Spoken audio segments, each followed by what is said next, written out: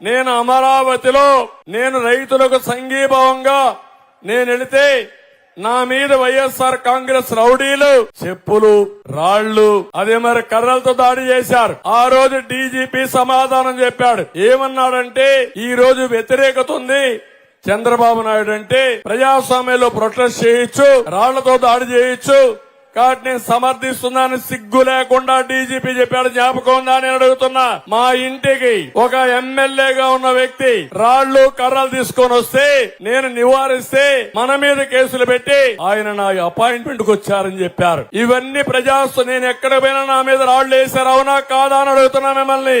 రాళ్ల దాడి చేశారు. నేను ఒకే మాట చెప్పాను, క్లేమోర్ మైన్సే నా పైన వేస్తే లెక్క పెట్టుకొని నేను మీ రాళ్లకు భయపడతానా అని చెప్పాను. నిన్న జరిగింది.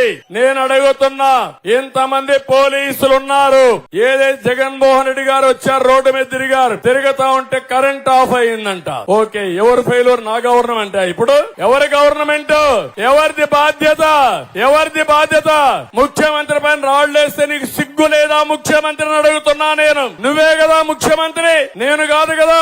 ఒకప్పుడు కోడి కత్తి డ్రామా చేశావు, గొడ్డల వేడితో బాబాయిని చంపి ఆ నేరాన్ని నా మీద మోపేదానికి ప్రయత్నం చేశావు. ఇప్పుడు నీ చెల్లులు అడగతా ఉంది రోడ్డెక్కి, జగన్మోహన్ రెడ్డి సమాధానం చెప్పు. బాబాయిని చంపిన వాడికి ఎంపీ ఇచ్చావు, నిన్ను నీ పార్టీకి ఓటేయడానికి లేదు. వైఎస్ఆర్ కాంగ్రెస్ పార్టీ పూర్తిగా రక్తపు మరకలో కూరకపోయిందని నీ చెల్లులు అడిగితే సమాధానం చెప్పలేని అసమర్థుడు నాకు నేరాలు అడ్డగడతావా నువ్వు? నేను నేరాలు చెయ్యను. నేరాలు చేసేవాడిని తుంగలోనే దొక్కేస్తాను, ఎవరిని వదిలిపెట్టను. ఇన్ని రోజులు నా పైన దాడులు చేశారు, పవన్ కళ్యాణ్ పైన దాడులు చేశారు. ఇదే విశాఖపట్నంలో పవన్ కళ్యాణ్ గారు ఎయిర్పోర్ట్ లో దిగితే నేరుగా ఆయన పోనీయకుండా చేస్తే, కారులో నిలబడుకోనీయకుండా చేస్తే, కారులో కూర్చునబెట్టి హోటల్కి వెళితే హోటల్ నుంచి 24 గంటల్లో ఇమ్మీడియట్ గా మీరు వదిలిపెట్టి విశాఖపట్నం వదిలిపెట్టి పోవాలని ఈ పోలీసులు హుకుం జారీ చేస్తారు. ఉన్మాది జగన్మోహన్ రెడ్డి చెప్పాడని నేను అడుగుతున్నా. మీ తాత జాగీరా ఈ విశాఖపట్నం అని అడుగుతున్నా. విశాఖపట్నం మనం అందరి అవునా కాదా అని మిమ్మల్ని అడుగుతున్నా. అలాంటిది నెక్స్ట్ డే విజయవాడకు వస్తే నేను పోయి చెప్పాను, పవన్ కళ్యాణ్ గారు భయపడద్దండి, మనం అందరం అండగా ఉందాం, పోరాడదాం, తాడో పేడో తేల్చుకుందాం. భయపడితే మనం చేయగలిగింది ఏమి లేదంటే, నన్ను అరెస్ట్ చేసినప్పుడు మొట్టమొదటిసారి స్పందించిన వ్యక్తి పవన్ కళ్యాణ్ గారు అని చెప్పి నేను మీకు తెలియజేస్తున్నా. ఈ రోజు పోలీసులకు కూడా ఇష్టం లేదు, మనసు చంపుకొని తప్పుడు పనులు చేశారు, చేయించారు.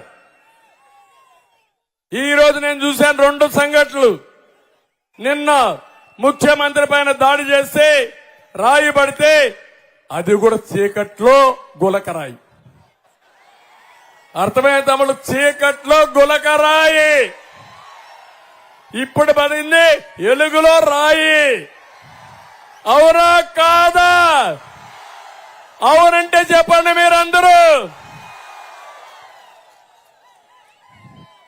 అంటే కరెంటు ముఖ్యమంత్రి పోతా ఉంటే కరెంట్ ఉండదా? ఏంటి డ్రామా? ఎవడికి నేర్పిస్తావు డ్రామా? 14 ఏళ్లు ముఖ్యమంత్రిగా చేశా.